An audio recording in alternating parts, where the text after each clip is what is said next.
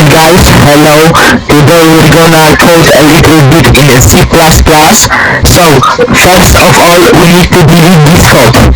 We're gonna make a complex program. Alright, so we're gonna write include IO stream. Then we have to write int mine,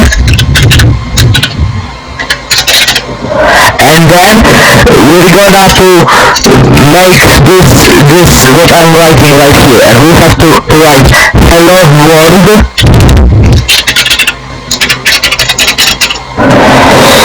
and then you're gonna put this and put this, and yes, that's all.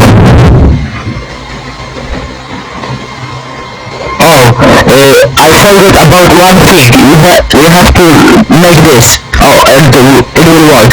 It's gonna work. So let's run this.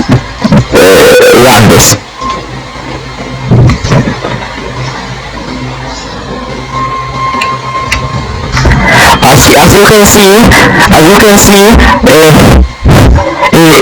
works. We wrote hello world, and yes, that's all. Goodbye, my friends, and see you next video.